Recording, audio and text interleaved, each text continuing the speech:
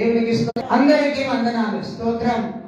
దేవుని బిడ్డలారా, దేవుని యొక్క వాక్యం మనం ధ్యానం చేస్తూ దేవుని వాక్యంలో నుండి అనేక విషయాలను మనము వినబోతున్నాం. ఈ రోజున ప్రభు మనందరితో మాట్లాడబోతున్నాడు. దేవునికి స్తోత్రం. హల్లెలూయా చెప్పండి అందరూ కూడా, హల్లెలూయా హల్లెలూయా. ఈ రోజు కొంచెం ఆలస్యం కావచ్చు, అయినా మనమందరం ఓపికతో వాక్యాన్ని విందాం. త్వరగా ముగించడానికి ప్రయత్నిస్తాను. పరిశుద్ధ గ్రంథము నుండి దేవుని వాక్యం మనం చదువుకుందాం. గత వారంలో నుండి మనము దేవుని వాక్యాన్ని చదువుతున్నాం. మరి ప్రకటన గ్రంథంలో ఉన్న సంఘాల గురించి మనము ధ్యానపూర్వకంగా ధ్యానం చేస్తూ ఉంటున్నాం. అయితే ప్రకటన గ్రంథంలో రాయబడినటువంటి ప్రతి మాట దేవుడు మన జీవితాల్లో, దేవుడు మన బ్రతుకులో నెరవేర్చేటట్టుగా మన ప్రార్థనా పూర్వకంగా ఉండటానికి ప్రయత్నిద్దాం. స్తోత్రం చెప్తాం అందరం, హల్లెలూయా. దేవుని వాక్యం చదువుదాం. ప్రకటన గ్రంథం 3వ అధ్యాయం 1 నుండి 6 వచనాలు చదువుకుందాం. చదవండి దయచేసి. ప్రకటన గ్రంథము 3వ అధ్యాయం 1 నుండి 6 వచనాలు. సార్దీసులో ఉన్న సంఘపు దూతకు ఇలాగు వ్రాయము, 7 నక్షత్రములను దేవుని 7 ఆత్మలను గలవాడు చెప్పు సంగతులు ఏమనగా, నీ క్రియలను నేను ఎరుగుదును. ఏమనగా జీవించుచున్నావన్నా పేరు మాత్రమే ఉన్నది గాని నీవు మృతుడవే. నీ క్రియలు నీ దేవుని ఎదుట సంపూర్ణమైనవిగా నాకు కనబడలేదు గాని నాకు కనబడలేదు గనుక జాగరూకుడవై చావనై ఉన్న మిగిలిన వాటిని బలపరచుము. నీవేలాగు ఉపదేశమును పొందితివో, ఏలాగు వింటివో జ్ఞాపకం చేసుకొనుము. దానిని గైకొనుచు మారుమనసు పొందుము. నీవు జాగరూకుడవై ఉండని ఎడల నేను దొంగ వలె వచ్చెదను. ఏ గడియను నీ మీదికి వచ్చెదనో నీకు తెలియనే తెలియదు. అయితే తమ వస్త్రములను అపవిత్రపరచుకొనని కొందరు సార్దీసులో నీ యొద్ద ఉన్నారు. వారు అర్హులు గనుక తెల్లని వస్త్రములు ధరించుకొని నాతో కూడా సంచరించెదరు. జయించువాడు అలాగున తెల్లని వస్త్రములు ధరించుకొనును. జీవ గ్రంథములో నుండి అతని పేరు ఎంత మాత్రమును తుడుపు పెట్టక నా తండ్రి ఎదుటను ఆయన దూతల ఎదుటను అతని పేరు ఒప్పుకొందును. సంఘములతో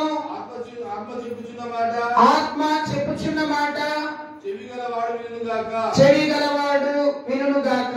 దయగలిగిన తండ్రి, ఈ వాక్యము మేము ధ్యానిస్తుండగా మీరు మా హృదయంలో కావలసిన ప్రతి వర్తమానం దయచేయమని యేసు నామమున ప్రార్థిస్తున్నాము తండ్రి, ఆమేన్.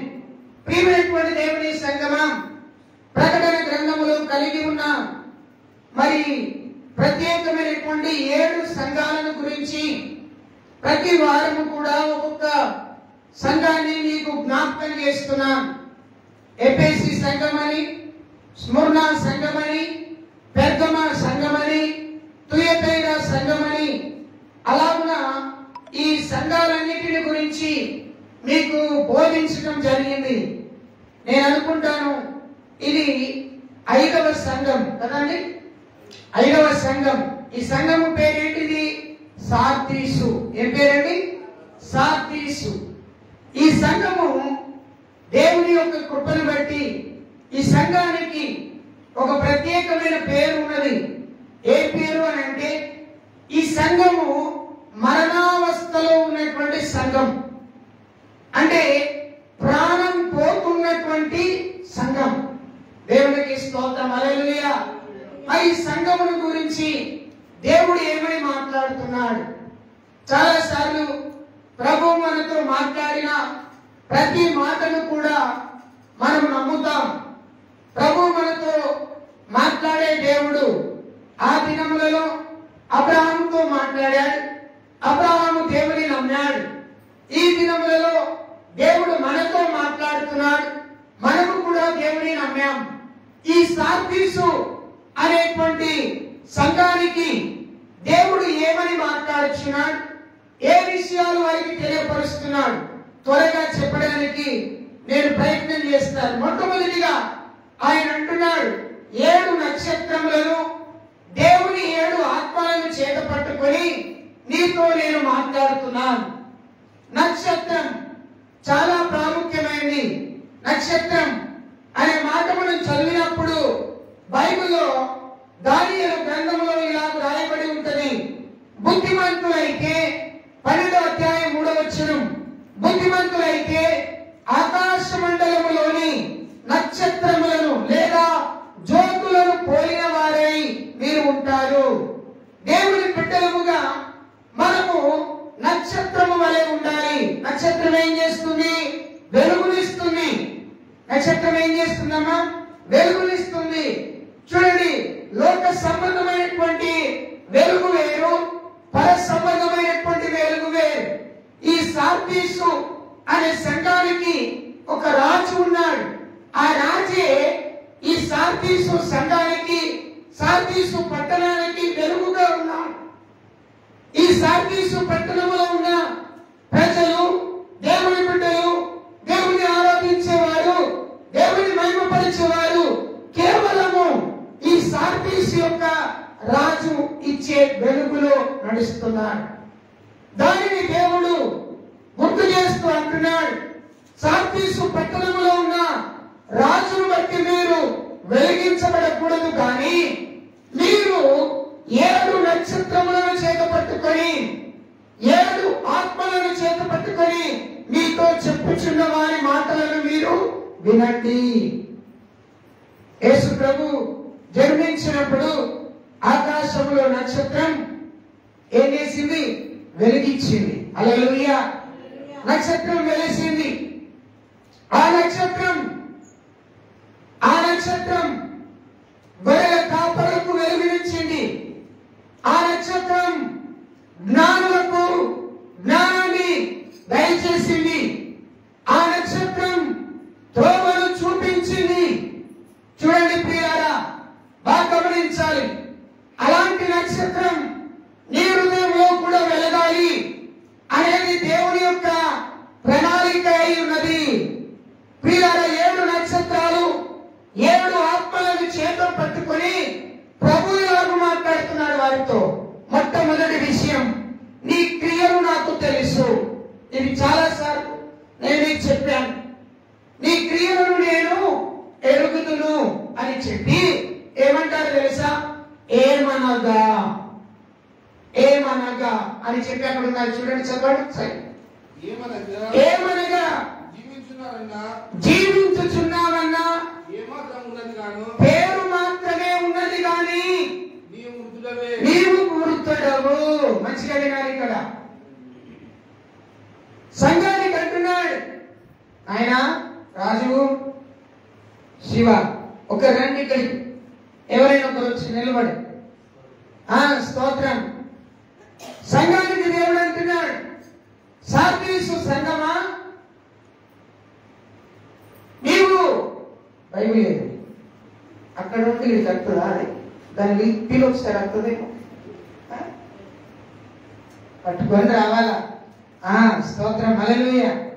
బంధుకు లేనోడు సైన్యంలో పోయి యుద్ధం చేస్తానంటే పని జరుగుతుందా?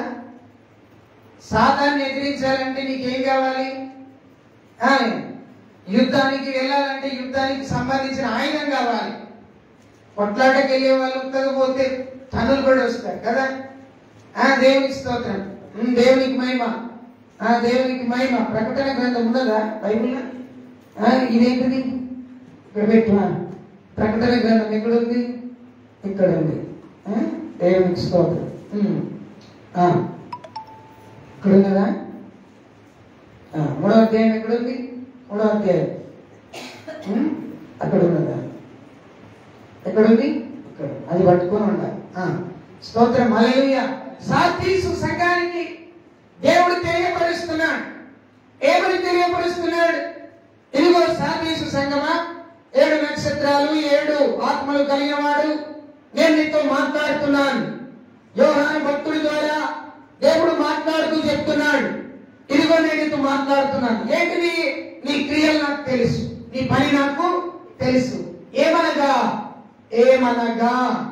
ఏమున్నది అక్కడ?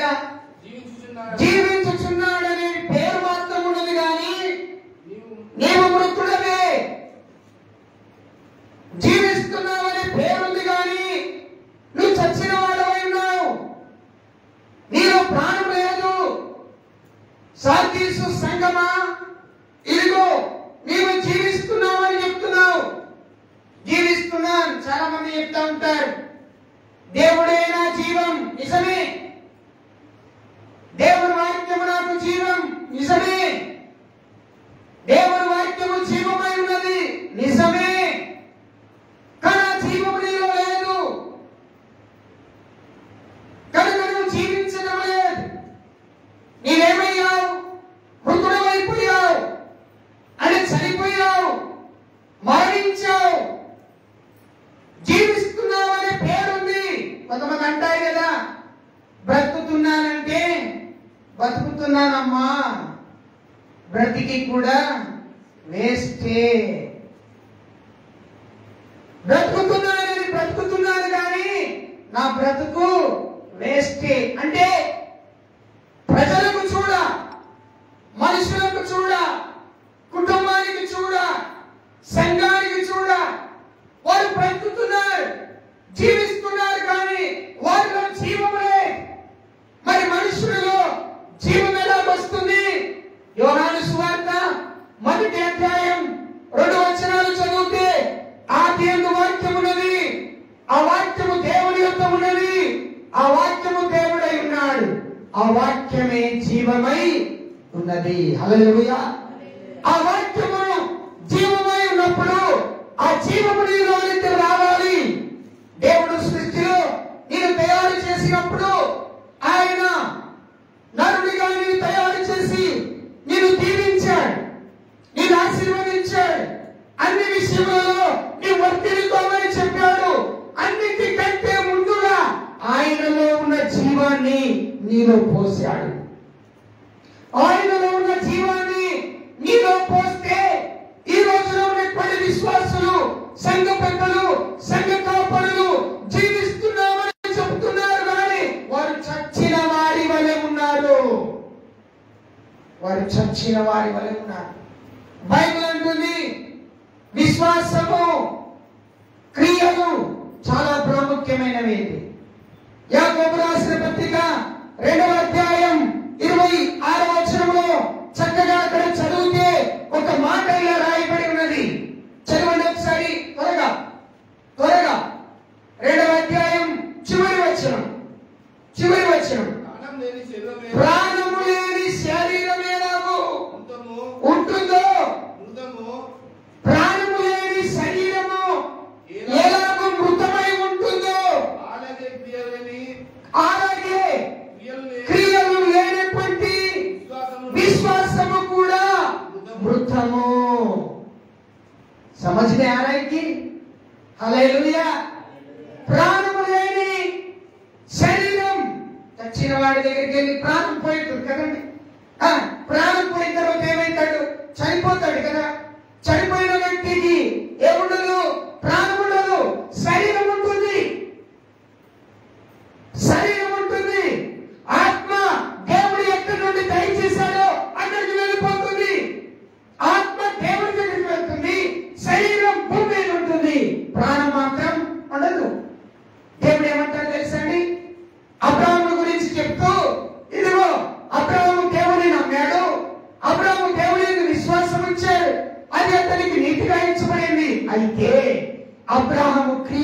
చేశాడు. అబ్రాహాము పని చేశాడు. ఏ పని చేశాడు? అన్నిటిని వదిలాడు, దేవుని కొరకు నిలబడ్డాడు. అన్నిటిని మరిచాడు, దేవుని పనులు చేశాడు. అన్నిటిని ప్రక్కన పెట్టాడు, దేవుని కొరకు నిలబడ్డాడు, దేవుని కొరకు జీవించాడు, దేవుని కొరకు నడుచుకున్నాడు. అలాగే క్రియలు లేని విశ్వాసం వృతం. కొందరికి విశ్వాసం ఉంటుంది, కొందరికి క్రియలు ఉంటాయి. బాగా వినాలి. విశ్వాసం లేకుండా ఏ పని కూడా నీకు జరగదు, చేయలేవు. మరి నీ విశ్వాసము బలమైనదిగా, దృఢమైనదిగా ఉండాలి అంటే నువ్వు ప్రార్థన చేయాలి. నువ్వు ప్రార్థన ఎందుకున్నటువంటి నీవు విశ్వాసాన్ని పెంచుకుంటావు, విశ్వాసాన్ని అభివృద్ధిపరుచుకుంటావు. అయితే విశ్వాసము లేకుండా క్రియలు ఉండవు, క్రియలు ఉండవు. జాగ్రత్తగా వినాలి. సంఘాన్ని చూసి దేవుడు అంటున్నాడు, ఏమంటున్నాడు? నువ్వు జీవిస్తున్నావని చెప్పుకుంటున్నావు, కానీ నువ్వు చచ్చిన వాడు వలె ఉన్నావయ్యా. కొందరు ఆత్మీయ జీవితం ఇలాగే ఉంటుంది. బయటికి జీవిస్తున్నానని చెప్పుకుంటారు, ప్రార్థన ఉండదు, విశ్వాసం ఉండదు, పరిశుద్ధత ఉండదు, విజ్ఞాపన ఉండదు, కన్నీటి ప్రార్థన ఉండదు, దేవునితో పోరాడే అనుభవం ఉండదు. కానీ ఏమైతారు? జీవిస్తారు, క్రీస్తులో చనిపోయిన వారు లాగానే ఉంటారు. సంఘము కూడా అలాగే ఉంది. దేవుడు అంటాడు, మీరు జీవిస్తున్నామని చెప్తున్నారు, కానీ మీరు చచ్చిపోయిన వారు వారు ఉంటారు. అమ్మా, నీ ప్రార్థన ఎలా ఉందా? అయ్యా, నీ ప్రార్థన ఎలా ఉందా? కడుపు నిండా తింటున్నావు, ఇంత తింటున్నావు, సుఖమైన నిద్రపోతున్నావు 10-12 గంటలు. ఇది చేస్తే నువ్వు పరలోకానికి వెళ్ళవు. ఏది చేస్తే వెళ్తావో తెలుసా? నీ క్రియలు, నీ విశ్వాసం చాలా ప్రాముఖ్యం. ఈ సంఘముతో దేవుడు అదే చెప్పాడు. రెండవది ఏమంటున్నాడు తెలుసా అండి? నీ క్రియలు సంపూర్ణంగా లేవు. నువ్వు పనిచేయగలిగిన శక్తి కలిగిన వ్యక్తివే, కానీ నీ క్రియలు ఎప్పుడు కూడా పూర్తి చేయవు. జాగ్రత్తగా. దేవుని మందిరంలో ఉన్న నీవు చాలాసార్లు నువ్వు గంట సేపు ప్రార్థన చేయాలని అనుకుంటావు, ఆ గంట సేపు ప్రార్థన పూర్తి చేయవు. మధ్యలో నుండి చుట్టాలు, బంధువులు, స్నేహితులు, ఏమండి ఫోన్ కాల్, ఎవరు పిలువగానే నీ ప్రార్థన ఆపేసుకొని గంట నుండి బయటికి వెళ్ళిపోతావు. ఈ సార్దీసు సంఘము కూడా అలాగే ఉంది. ఎలా ఉంది? వారి కార్యములక, వారి క్రియలక సంపూర్ణంగా దేవునికి కనబడలేవు, దేవునికి కనబడలేవు. నీ క్రియలు సంపూర్ణంగా ఉన్నాయా? నీ ప్రార్థన సంపూర్ణంగా ఉందా? ఎవరో చెప్పినా, ఎవరో ఆలోచించినా, ఆలోచనను బట్టి, తలంపులను బట్టి కాదు, నీవు దేవుని ఎదుట మోకరించి ప్రార్థించిన ఆ ప్రార్థన దేవునికి సంపూర్ణంగా ఉందా? ఏ పని చేసినా సంపూర్ణంగా చేయాలి, ఏది చేసినా సంపూర్ణంగా చేయాలి. మందిరానికి వచ్చినప్పుడు సంపూర్ణంగా ఉండాలి, సగంలోకి వెళ్ళిపోదు. కొంతమంది లాస్ట్కి వస్తారు. మన ఉన్నాడు కదా ఇస్రాయేల్, లాస్ట్కు 20 మంది పిల్లలు ఉన్నారు. ఆయన ఎంతమంది ఉన్నారు? ఆయన 20 మంది పిల్లలు ఉన్నారు. స్తోత్రం, హల్లెలూయా, దేవునికి మహిమ, హల్లెలూయా. ఎంతమంది? 20 మంది పిల్లలు ఉన్నారు. అందరిని తయారు చేసి రెడీ చేసేకంటే ఇంత టైం అయిపోయింది. స్తోత్రం. సంపూర్ణంగా మొదటి నుండి చివరి వరకు నువ్వు సంపూర్ణంగా ఉండాలి. నువ్వు ఇంట్లో ప్రార్థించినప్పుడు కూడా, మొదట ప్రార్థన చేస్తున్నప్పుడు ఏ ప్రార్థనతో, ఏ గుడితో నువ్వు ప్రార్థన మొదలు పెట్టావో అదే ప్రార్థన, అదే గుడి చివరి వరకు కూడా, ముగించే వరకు కూడా ఉండాలి. సంపూర్ణంగా నీ ప్రార్థన దేవుడు పరలోకం నుండి చూసినప్పుడు, నీ ప్రార్థనను చూసినప్పుడు అది సంపూర్ణంగా కనబడాలా. కుమ్మరివాడు కుండ తయారు చేసేటప్పుడు ఆ తయారు చేస్తున్నటువంటి ఆ సారె పైన తిప్పుతూ ఉండు. తయారు చేసినప్పుడు ఆ కుండ సగంలోనికి ఆపేసి పక్కకి వెళ్ళిపోతాడా? పక్కకి వెళ్ళిపోతాడా? ఎందుకు వెళ్ళిపోడు? ఒకవేళ అది సగంలో ఉంటే అది పనికిరాదు, అది యోగ్యమైనది కాదు. ఆ కుమారుని యొక్క ఉద్దేశం ఏంటో తెలుసా? సార పైన ఉన్నటువంటి ఆ జిగట మట్టితో తయారు చేయబడుతున్న ఆ కుండ పూర్తి చేయబడాలి. ముందే అనుకుంటారు, ఇలాగున నేను తయారు చేయాలి, ఈ కుండకు ఇన్ని గీతలు పెట్టాలి, ఇంత అందంగా తయారు చేయాలి, ఈ కుండను చూసిన వారు నన్ను చూడాలి అని అనుకుంటారు. సేమ్ అదే విధంగా దేవుడు కూడా అలాగే అనుకుంటున్నాడు నీ గురించి. ఇక్కడ ఉన్న సార్దీసు సంఘాల గురించి కూడా అలాగే అనుకున్నాడు. కానీ ఏం జరిగిందో తెలుసా? సగములోనే, సంపూర్ణం కాలే. దేవుడికి ఇచ్చే సమయమైనా, దేవుడికి ఇచ్చే సొమ్మైనా, దేవుడి మందిరానికి వచ్చే స్థితి అయినా సంపూర్ణంగా ఉండాలి. నేను కాదు, దేవుడి వాక్యం చెప్తుంది. ఈ సంఘంలో జరుగుతున్న క్రియలు మొదటిగానేమో మీరు గమనించాలి. జీవిస్తున్నామని చెప్తున్నారు కానీ చనిపోయారు. అంటే ప్రాణం లేదు. రెండవదిగా వారి క్రియలు సంపూర్ణంగా లేవు, కంప్లీట్ గా లేవు. వారి ప్రార్థన కంప్లీట్ గా లేదు, వారి ఉపవాసం కంప్లీట్ గా లేదు, వారి దేవుని సన్నిధికి వచ్చే విధానం కూడా సంపూర్ణంగా లేదండి. ఇంకా చూద్దాం. త్వరగా చూడడానికి ముగించడానికి ప్రయత్నం చేస్తాను. 3వ వచనం చదవండి ఒకసారి. నీవేలాగు ఉపదేశము పొందితివో, ఎలాగున నీవు వింటివో జ్ఞాపకము చేసుకొని దానిని గైకొనుచు మారు మనసు పొందు. దేవుడు వార్నింగ్ ఇస్తున్నాడు. ఏమంటున్నాడు? నీవేలాగు ఉపదేశమును పొందుకున్నావు అంటే నీ సేవకుడు, నీ దైవజనుడు, నీ యాజకుడు ఎలాగూ నీకు వాక్యము చెప్పి నిన్ను బలపరిచాడో, ఎలాగూ వాక్యము చెప్పి నిన్ను స్థిరపరిచాడో, ఎలాగున వాక్యములో నిన్ను నాటాడో, ఎలాగున వాక్యములో నిన్ను పోషించాడో, ఆ ఉపదేశమును నువ్వు ఎలాగూ పొందుకున్నావో ఆ పొందుకున్న దానిని తర్వాత ఏమంటాడు? ఎలాగూ ఆ ఉపదేశాన్ని నీవు విన్నావో దాన్ని నీవు జ్ఞాపకం చేసుకోవాలి. మనకు ఆదివారం వాక్యం వింటే మళ్ళా ఆదివారం దాకా మన ఛానల్ పనిచేయదు. ఆదివారం నాడే ఛానల్ ఏమవుతుంది? ఓపెన్ అవుతుంది. మళ్ళీ ఆదివారం అయిపోగానే అది ఏమవుతుంది? బంద్ అవుతుంది. మధ్యలో మనకు ప్రార్థనలు లేవుగా, లేవు. ఎందుకు లేవు అంటే మన ఛానల్ బంద్ చేశాం. ఎందుకు బంద్ అయింది? తిండి ఎక్కువైంది, డబ్బులు ఎక్కువైనాయి, బట్టలు ఎక్కువైనాయి, తిరుగుడు ఎక్కువైంది. స్తోత్రం, హల్లెలూయా. కనుక ఏమైంది? మన ఛానల్ బంద్ అయింది. స్తోత్రం చెప్తామందరం, హల్లెలూయా. ఇక్కడ ఏమంటున్నాడు? సార్దీసు సంఘానికి నీవేమి విన్నావో,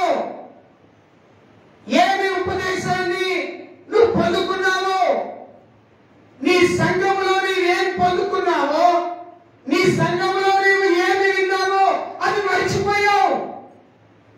మర్చిపోయావు. కనుక ఇప్పుడు నువ్వేం చేయాలి? జ్ఞాపకము చేసుకొని దాన్ని నువ్వు గైకొని మారు మనస్సు పొందాలి. దేవుడు వాగ్దానం చేస్తూ ఆజ్ఞాపిస్తున్న ఒక గొప్ప ఆజ్ఞ. ఏంటా గొప్ప ఆజ్ఞ? నువ్వు గైకొని జ్ఞాపకము చేసుకొని మారు మనస్సు పొందుము. జాగ్రత్తగా వినాలి. దేవుడు వచ్చినప్పుడు మారు మనసు పొందని స్థితిని ఒకవేళ కలిగి ఉంటే దేవుడు నిన్ను స్వీకరించు. సంఘంలో మారు మనసు లేకపోవడం ఏంటంటే విచిత్రం కదా. అప్పటి వరకు వాక్యాన్ని విన్న సంఘం, అప్పటి వరకు వాక్యాన్ని గైకొన్న సంఘం, అప్పటి వరకు ఉపదేశాన్ని పొందుకున్న సంఘం, అప్పటి వరకు ఉపదేశములో నిలిచి ఉన్న సంఘం ఒక్కసారిగా ఆ ఉపదేశం వెళ్ళిపోయింది, ఆ వాక్యం వెళ్ళిపోయింది, ఆ మనసు వెళ్ళిపోయింది. ఇప్పుడు దేవుడు అంటున్నాడు, ఓ సార్దీసు సంఘమా, నేను నీవు ఏర్పాటు చేసుకున్నాను. ఈ సంఘములో నీవు ఏమి వింటివో, ఏమి పొందితివో అని మర్చిపోయావు. నువ్వు జ్ఞాపకం తెచ్చుకో,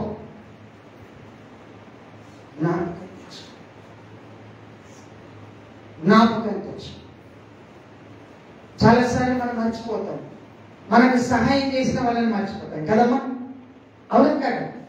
లోకంలో ఏంటి, మనకు సహాయం చేసిన వాళ్ళని మర్చిపోతాం, మన అక్కరకు మన దగ్గర వచ్చి నిలబడిన వ్యక్తులను మర్చిపోతాం, మనలను బలపరిచిన వ్యక్తులను మర్చిపోతాం, మనకు ప్రార్థన చేసిన వ్యక్తులను మర్చిపోతాం. దేవుడు ఈ రోజున నీకు జ్ఞాపకం చేస్తున్నాడు. ఏమని తెలుసా? నువ్వు జ్ఞాపకం తెచ్చుకో.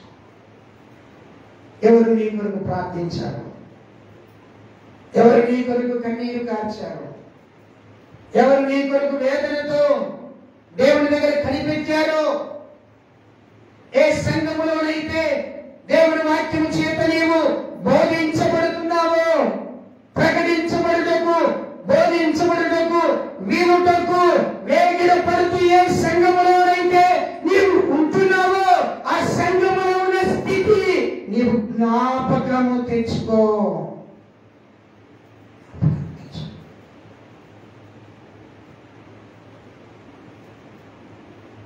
ఒకరోజు నేను ఈ స్థలాన్ని విడిచి వెళ్ళిపోవచ్చు,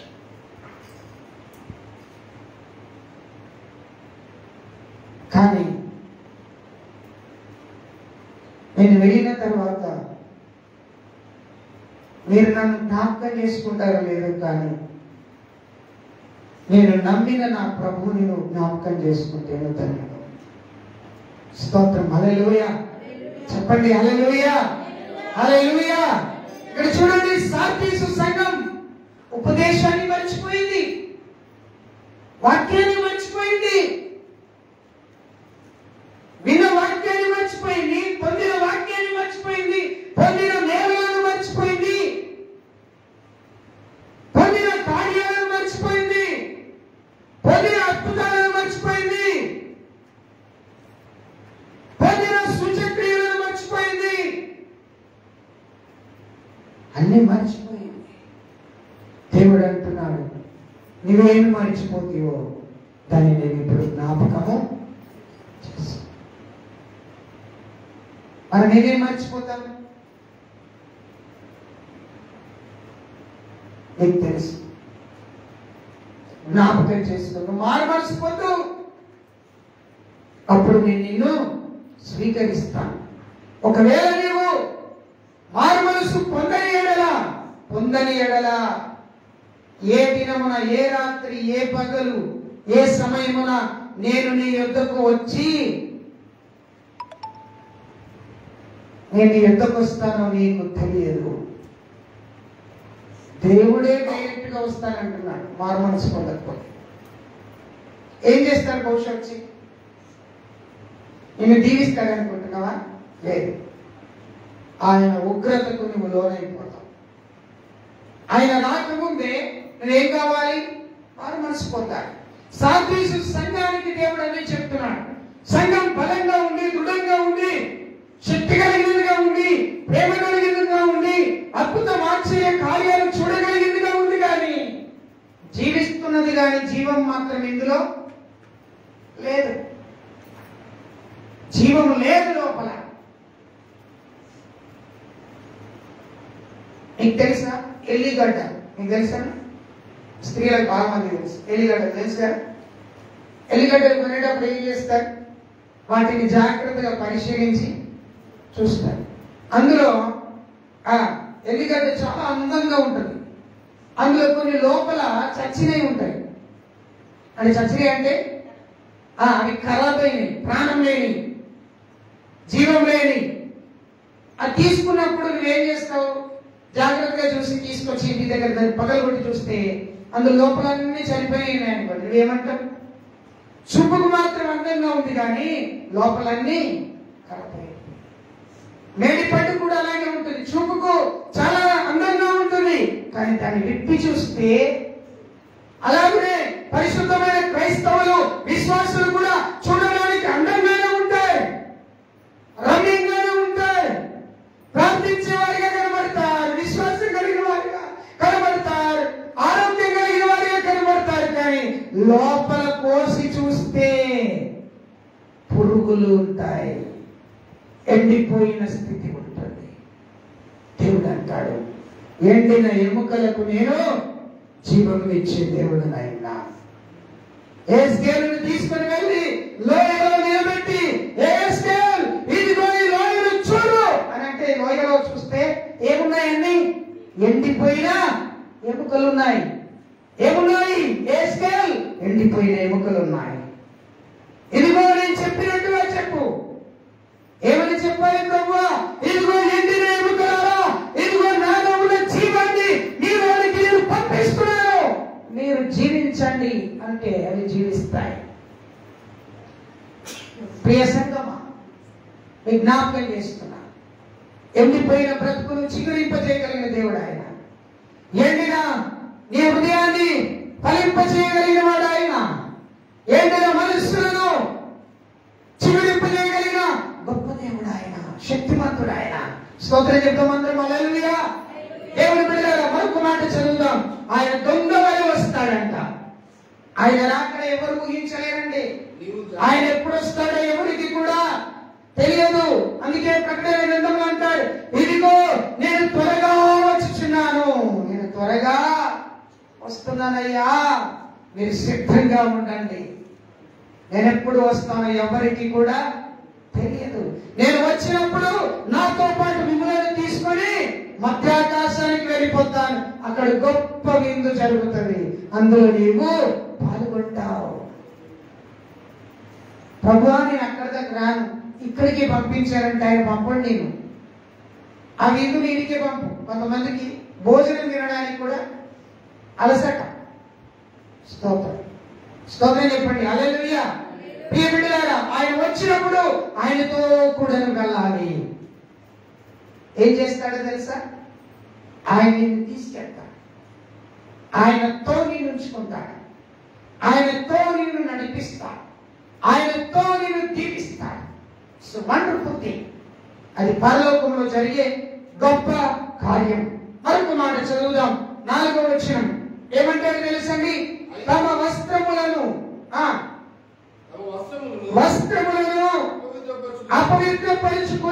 అపవిత్రపరచుకొనని కొందరు సార్దీసులో నీ యొద్ద ఉన్నారు. వారు అర్హులు కనుక వారికి తెల్లని వస్త్రములను ధరించుకొని నాతో కూడా హల్లెలూయా చెప్పండి అందరూ హల్లెలూయా. ఏమంటున్నాడు? సంగమా, ఇదిగో సార్దీసులో ఉన్నటువంటి సంగమా, నీ సంఘములో కొంతమంది ఉన్నారండి. ఎలాంటి వారట? అపవిత్రతను ఏమండి అక్కడ ఉంది ఆ మాట, అపవిత్రపరచుకొనని వారు ఉన్నారు. అపవిత్రపరచుకొనని వారు అంటే పాపము చేయని వారు, పరిశుద్ధంగా జీవించే వారు ఉన్నారు. వారికి నేను తెల్లని వస్త్రములను వారికి నేను ఇస్తాను. హల్లెలూయా. వారికి నేను ఇస్తాను, తెల్లని వస్త్రాలు ఇస్తాను. తెల్లని వస్త్రాలు మహిమకు సాదృశ్యం, దేవుని మహిమకు సాదృశ్యం. దేవుని మహిమ నేను వారికి ఇస్తాను, దేవుని సన్నిధి నేను వారికి ఇస్తాను, దేవుని ప్రసన్నత కూర్చో, దేవుని ప్రసన్నత నేను వారికి ఇస్తాను. మీలో అపవిత్రము లేని వ్యక్తులు కూడా మీ సంఘములో ఉన్నారు. అంటే దాని అర్థం పరిశుద్ధులు కూడా మీ సంఘములో, ఈ సంఘములో ఉన్న మీరు పరిశుద్ధులేనా? పరిశుద్ధత అంటే ఏంటిదో తెలుసా? పాపము లేకుండా ఉండటం. పరిశుద్ధత అంటే ఏమిటో తెలుసా? హృదయంలో కల్మషము లేకుండా యథార్థంగా ఉండటం.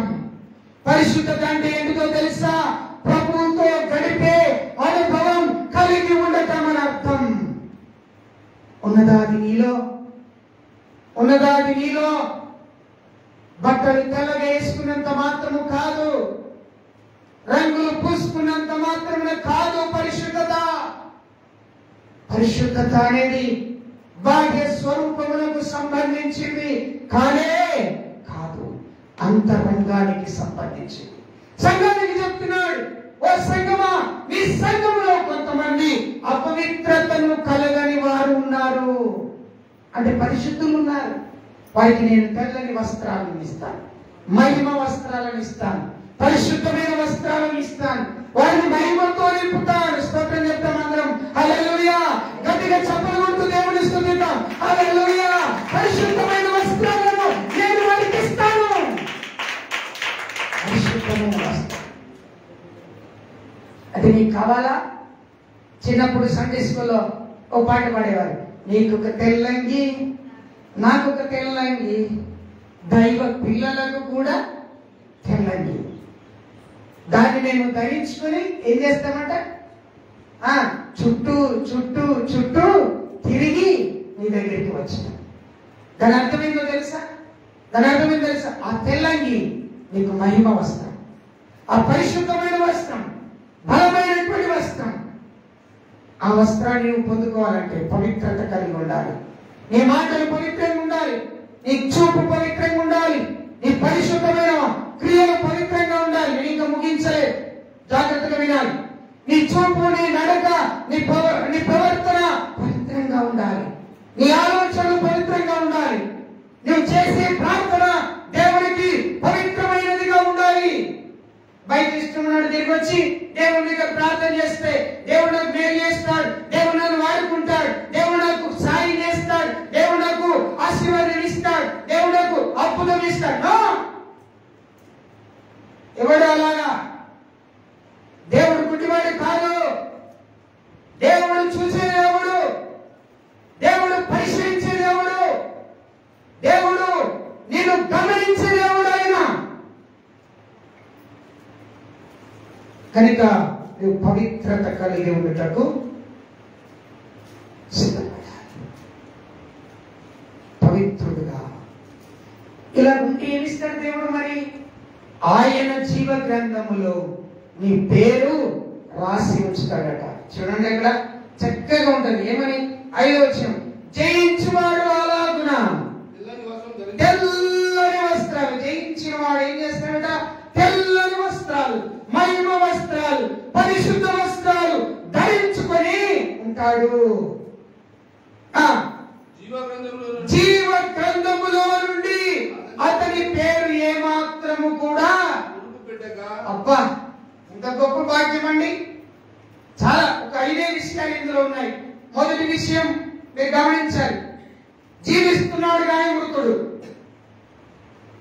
పేరుకు బతికాడు కానీ బతుకులో జీవం లేదు, మాటలో జీవం లేదు. దేవుడు అంటాడు నువ్వు జీవించు అంటాడు. సెకండ్ ఏమంటాడు తెలుసండి? నువ్వేమి విన్నావో, ఏమి పొందుకున్నావో దాని యందు నీవు మారు మనసు పొందు అని అంటాడు. మూడవది ఏమంటారు తెలుసండి? నీవు మారు మనసు పొందితే నీవేమైతావో తెలుసా? నేను నీ యొద్దకు వస్తాను, నేను నీ తీసుకెళ్తా. నాలుగవది ఏమంటారు తెలుసండి? నీవు పవిత్రత కలిగి ఉంటే పరిశుద్ధమైన తెల్లని వస్త్రాలు ఇస్తాను. 5వది అంటాడు నీ పేరు జీవ గ్రంథములో లిఖించబడి ఉంటుంది, నేను దాన్ని తుడిపి వేయను. అంటే ఎవరిని తుడిపేస్తాడు దేవుడు? అక్రమం చేసేవారిని, అవిధేయులను, అపవిత్రమైన కలిగిన వారిని, వ్యభిచారం చేసేవారిని, పాపం చేసేవారిని, పరిశుద్ధతను విడిచి అపవిత్రతలో జీవించే వారిని, దేవునికి నమ్మకంగా ఉంటామని చెప్పుకుంటూ నమ్మకత్వాన్ని కోల్పోయి అపనమ్మకమైన జీవితం కలిగి ఉన్న వారి పేర్లు తీసివేయబడతాయి. అబద్ధము చేయవారు, పిరిగివారు, దొంగతనము చేయవారు, నరహత్య చేయవారు, వారి పేర్లు దేవుని జీవ గ్రంథములో లిఖించబడవు. ఎలాగుంటే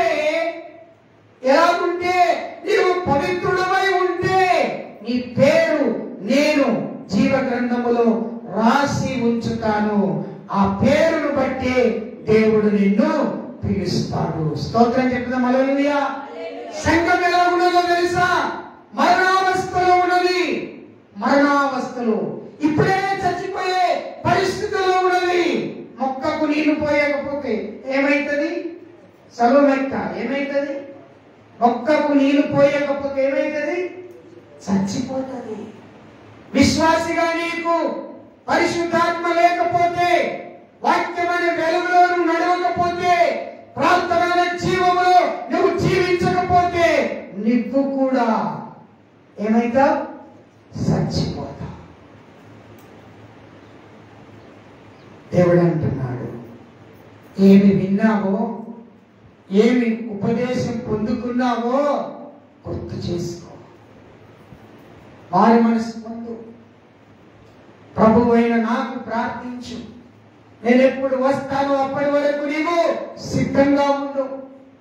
అప్పుడు నేను నీ వద్దకు వచ్చినప్పుడు మార్పు నొంది ఉంటేనే నేను తీసుకెళ్తాను. నేను నీ వద్దకు వచ్చినప్పుడు నీవు నీ పవిత్రతను కాపాడుకో. పవిత్రత అంటే బయట అన్ని తిట్టు బండ బూతులు తిట్టొచ్చి మందిరంలోకి వచ్చి పరిశుద్ధుడిగా ఉంటాయి పవిత్రతగా.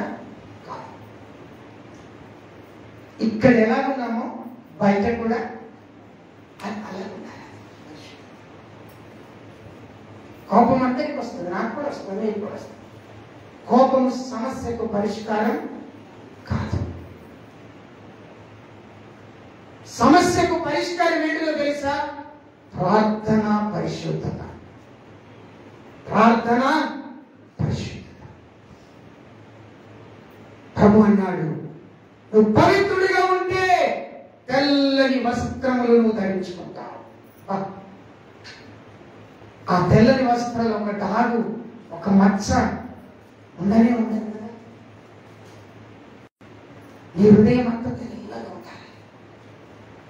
మీ హృదయం మీరు ప్రొద్దునే అందరికంటే ముందు లేచి బయటికి వెళ్ళి చూడండి, మంచిగా కురుస్తూ ఉంటాయి. అది ఎంత తెల్లగా ఉందో తెలుసా? తెల్లగా ఉంటుంది మంచు. ఆ మంచులో నీవు ఎవరిని చూడలేవు. ఆ మంచును చూస్తున్నప్పుడు నీకేం కనబడాలంటే అది పరిశుద్ధత. ఆ మంచి ఎంత తెల్లగా ఉంటే నా హృదయం ఎంత తెల్లగా ఉండాలి. స్తోత్రం, హల్లెలూయా. అలాంటి వారికి దేవుడు అంటున్నాడు, నీ పేరు నేను జీవ గ్రంథంలో రాసి ఉంచుతాను. నా తండ్రి నేను పిలిచినప్పుడు నువ్వు దీవించబడతావు. అలాంటి కృప మీ అందరికీ దేవుడు ఇచ్చును గాక. ఆమె తల వంచిన ప్రార్థన చేద్దాం. ప్రభు బల్లలోనికి వెళ్దాం. త్వరగా వెళ్ళడానికి ప్రయత్నం చేద్దాం. ప్రార్థన చేద్దాం. పరిశుద్ధుడా, ప్రేమ కలిగిన మా తండ్రి, కృప కలిగిన మా యేసయ్య, నీకు స్తోత్రాలు చెల్లిస్తున్నాం. ఆశ్చర్యకరుడమైన మా తండ్రి, నీ నామము గొప్పదయ్యా. సార్దీసు సంఘానితో మీరు మాతో మాట్లాడుతున్నారు. ఈ సార్దీసు సంఘములో ఏమేమి ఉన్నాయో అవన్నీ కూడా నీవు మాకు బయలుపరిచావు. మేము కూడా ఈ సంఘములో ఉన్నాం. ఒకవేళ అలాంటివి మాలో నీకు యోగ్యము కాని ఉంటే తీసివేసి యోగ్యమైనవి మాత్రమే మాలో ఉంచు తండ్రి. ఈ కృపతో మమ్మలను బలపరచు. నీ ఆత్మతో మమ్మలను బలపరచు. ప్రభువు సన్నిధిలో మమ్మల్ని నీకు అప్పగించుకుంటున్నాను. అందరూ ఒకసారి రెండు చేతులెత్తి దేవునికి స్తోత్రాలు చేద్దాం. స్తోత్రాలు తండ్రి, స్తోత్రాలు తండ్రి, స్తోత్రాలు తండ్రి, స్తోత్రాలు తండ్రి. యేసయ్యా నీకు స్తోత్రాలు ప్రభువా. కృప చూపు, కృప చూపు, కృప చూపు, కృప చూపు, కృప చూపు. సహాయం చేయి, సహాయం చేయి, సహాయం చేయి, సహాయం చేయి, సహాయం చేయి, సహాయం చేయి, సహాయం చేయి, సహాయం చేయి. పరిశుద్ధాత్మగా, పరిశుద్ధ ప్రభు బలలోనికి వెళ్తాం. Thank you.